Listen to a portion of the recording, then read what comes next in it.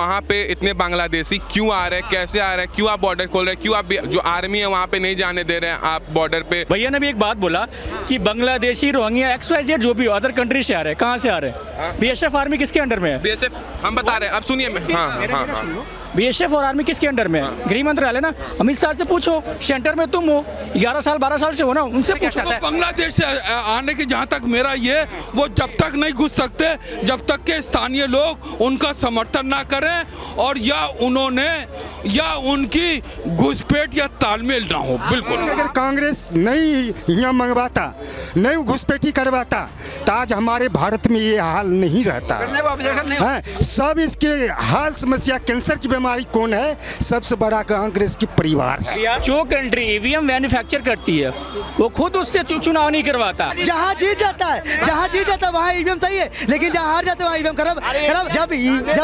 जब ballot paper से चुनाव होता था ना, तब बूथ के बूथ लूट जाते थे, पता है आपको? इसीलिए कांग्रेस आती थी। नीतीश जी की सरकार बन जाएगी। हाँ बिल्कुल। हम बार तो यही कह रहे हैं कि NDA के मेन फोकस करना है वेस्ट बंगाल पे। यूपी में भी बनेगा 27 में, 25 में बिहार में बनेगा। मेन फोकस करना है वेस्ट बंगाल पे, जो कि वहाँ हिंदुओं के साथ हो रहा है, वहाँ आम जनता के साथ हो रहा है। वहाँ पे इतने बांग्लादेशी क्यों आ रहे हैं, कैसे आ रहे हैं, क्यों आप बॉर्डर खोल रहे हैं, क्यों आप जो आर्मी है वहाँ पे नहीं जाने दे रहे हैं आप बॉर्डर पे, वेस्ट बंगाल बॉर्डर क्यों खोले हुए हैं, क्यों आप आपका 2 रेप केस हो गया वहाँ पे, उसमें आपकी पुलिस कुछ नहीं की, और शर्मिष्ठा गुड़गांव से शर्मिष्ठा को आप लेके चल गए, क्यों, क्या किए आप वहाँ पे? खाली अभी जगन्नाथ यात्रा होना था, जगन्नाथ यात्रा रोक देते हैं आप, वहाँ रामनवमी का जुलूस रोक देते हैं आप, और आप बोलते हैं वहाँ पे सिर्फ ये नहीं, वहाँ पे आप इतने बांग्लादेशी ला दिए हैं कि अगर आम जनता वोट देना चाहे और सबको देना चाहे। कहाँ से आप? पहले इधर आ जाइए। मैं यूपी हाँ, यूपी रहने वाला हूँ, ठीक है ना? इधर देखिए। कोई नहीं, वो कहाँ से आप? मैं यूपी गोरखपुर के रहने वाला हूँ। भैया ने भी एक बात बोला कि बांग्लादेशी, रोहिंग्या, XYZ जो भी अदर कंट्री से आ रहे हैं, कहाँ से आ रहे हैं? BSF आर्मी किसके अंडर में है? BSF हम बता रहे हैं, अब सुनिए। हाँ। BSF और आर्मी किसके अंडर में है? गृह मंत्रालय ना। अमित शाह से पूछो, सेंटर में तुम हो, 11 साल 12 साल से हो ना, उनसे पूछो ना आप, क्या उड़ के आ रहे हैं कि टनल? इसका लॉजिक सुनिए। राज्य सरकार जब तक आदेश नहीं देगा तब तक वहाँ BSF नहीं जा सकता है बांग्लादेश के बॉर्डर पे, और बांग्लादेश के बॉर्डर पे आर्मी नहीं है, BSF का है वहाँ पे। बांग्लादेश का बॉर्डर कौन सा है बताओ? पश्चिम बंगाल है, बिहार से भी लगता है। पश्चिम बंगाल है ना। अच्छा, बिहार में कौन सा है बताओ मेरे को? कटिहार है। कटिहार पूर्णिया में। BSF और आर्मी किसके अंडर में आता है मेरे को? सरकार के आते हैं, लेकिन राज्य सरकार अच्छा रोकेगा। आधार कौन देता है? ये रोकेगा नहीं, आधार कार्ड कौन देता है? सेंटर देता है। सेंटर देता है कि राज्य सरकार देता है? आधार कार्ड क्या बात बोल रहे हैं आप? भाई आधार की आपका गृह, आपका वो प्रमाण पत्र, रहने का प्रमाण पत्र दे रहा है कि आप यहाँ के नागरिक हैं, आप यहाँ के वोटर जो उसका पत्र दे रहा है राज्य सरकार, वहाँ का पत्र वो दे रहा है कि मेरे सर्टिफिकेट आप यहाँ के हैं। आप क्या बात करते कि बांग्लादेशी? ममता बनर्जी बांग्लादेशी से अगर दिल्ली आऊंगा तब तो मेरी ID बनेगी ना। मेन मुद्दा ये है कि मैं यूपी से दिल्ली आया कैसे, ये बताओ। आप यूपी बांग्लादेशी या रोहिंग्या है तो दिल्ली या बिहार या XYZ किसी राज्य में आया कैसे? रख ले अपने बात। हाँ बोलिए बाबू। अब मेरी बात सुनिए। जब तक राज्य सरकार वहाँ पे इतना मदद कर रही है वहाँ पे राज्य सरकार इतना मदद कर रही है उसको, एक तो वहाँ पे मैं बता रहा हूँ, वहाँ पे उनको रहने का दे दिए कि आवासीय पत्र कि आवास यहाँ के नागरिक हो, वहाँ से आधार कार्ड बनवा रहे हैं, वो दे रहे हैं वोट ममता बनर्जी को, वो दे रहे हैं वोट राहुल गांधी को, वो दे रहे हैं वोट पप्पू यादव को। अभी कटिहार में क्या हुआ? मेन मुद्दा ये, आने के बाद तो मेरा डॉक्यूमेंट तैयार होगा ना, चाहे जो भी बने। मेन मुद्दा ये मैं आ कैसे गया, मैं आ कैसे, मैं वही बता रहा हूँ।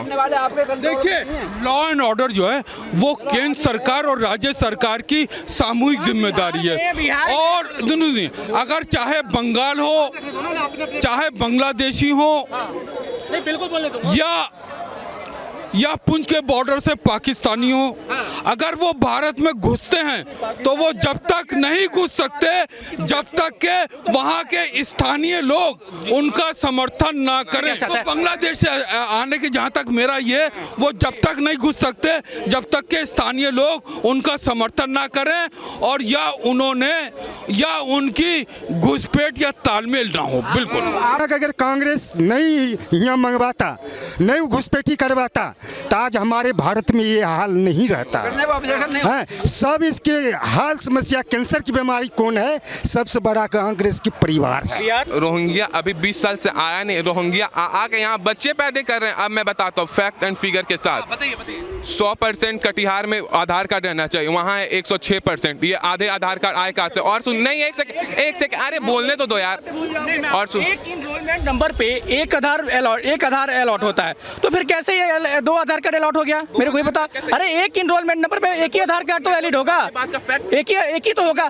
एड्रेस अपडेट करा सकते हो और तो कुछ नहीं अपडेट कराओगे ना यार, कैसी बातें कर, लॉजिकली तो बातें करो। जब कांग्रेस सरकार राज करने चला था ना, तो रोहिंग्या के इस द्वार बोलाता था कि उसकी पहचान पत्र, उसकी पैन कार्ड, उसकी आधार कार्ड जब आप लागू हुआ है ना, पहले क्या करता था? आईडी प्रूफ बनाते थे ना, पहले रोहिंग्या के बुला के। इंडिया में कब आया? सुनो ने, पहले सब पहचान पत्र 2009 अक्टूबर में आधार कार्ड आया। और सुनिए मेरा बात सुनिए, पहले होता था वैलिड पेपर पे चुनाव। एक सेकंड अरे बोलने तो बुझाता कुछ है नहीं, बोलने लगते हैं। सुनिए मेरा बात, देखिए बांग्लादेशी अभी यहाँ बांग्लादेशी आए हुए हैं, बांग्लादेशी को भगा रहे हैं, तो ये दिल्ली में सब रो रहे हैं कि झुग्गी तोड़ रहे हैं, अवैध बांग्लादेशी रह रहे हैं, झुग्गी तोड़ रहे हैं। और मैं एक चीज़ बहुत ध्यान से बता रहा हूँ, पहले वैलिड पेपर पे चुनाव होता था, तब हमेशा कांग्रेस को पूर्ण बहुमत मिलता। जब से कैमरा आया, जब से ईवीएम आया, तब से कब से कांग्रेस को कहाँ पूर्ण बहुमत मिला है?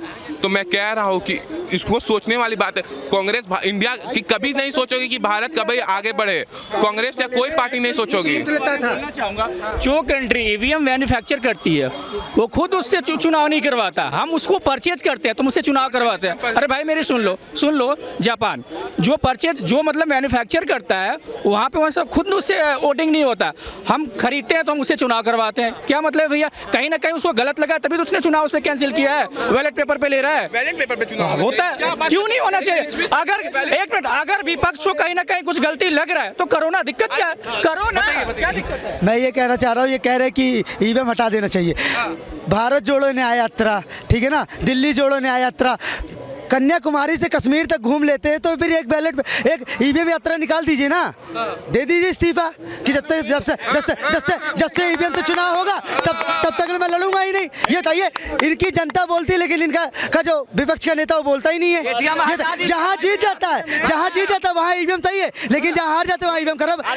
जब बैलेट पेपर से चुनाव होता, सुनिए, जब बैलेट पेपर से चुनाव होता था ना, तब बूथ के बूथ लूट जाते थे, पता आपको? इसीलिए कांग्रेस आती थी, पता आपको? पता चला कि जहां वीवीपैट बैलेट पेपर से काउंटिंग जब तक चलता है, जब तक विपक्ष आगे रहता है, जैसे ईवीएम खुलता है वहां से पक्ष कैसे आगे हो जाता है। आज तक तो यही फिर में नहीं पता चला। अगर ऐसी बातें हैं तुम बैलेट पेपर से कराओ, क्या दिक्कत है? कोई दिक्कत नहीं है। नहीं तुम्हें डाउट है ना, हमें डाउट है, क्लियर करो ना फिर।